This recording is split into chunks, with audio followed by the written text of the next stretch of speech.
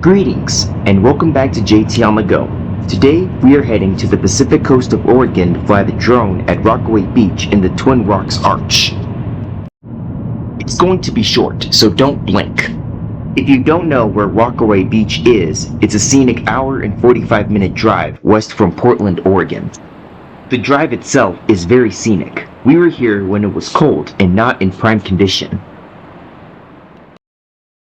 This is the town of Rockaway Beach, Oregon. The town itself is also on the route of the Oregon Coast Scenic Railroad, which goes between Garibaldi, Rockaway Beach, and Wheeler. This route offers the same places and scenery that can be seen by car. Oregon requires landowners to replant the trees that they cut down, which shows that the state's countryside always has fresh oxygen and good air quality. Nobody is going for a swim at Rockaway Beach because it's not in prime condition and the waters are cold. I think it's always chilly.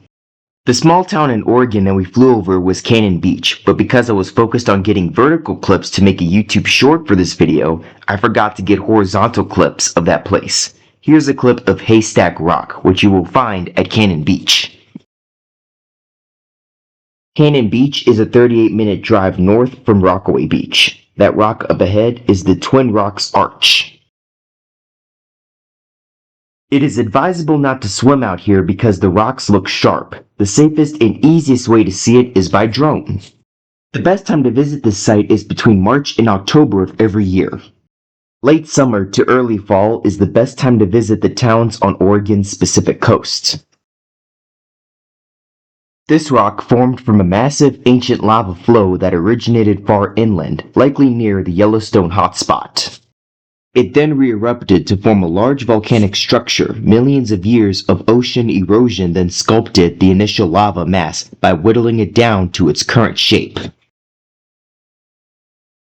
There are a lot of birds that live in the Twin Rocks Arch. These are some spectacular shots, even though it's overcast. When we were visiting, I thought the Corps of Discovery led by Meriwether Lewis and William Clark arrived at the Pacific Ocean somewhere in northern Oregon. It turns out they took the Columbia River Gorge all the way to the Pacific, so they reached the Pacific from the mouth of the Columbia River. The Columbia River Gorge is a sight to see if you like nature, but I also recommend visiting several towns on Oregon's Pacific coast if you wish to enjoy nature.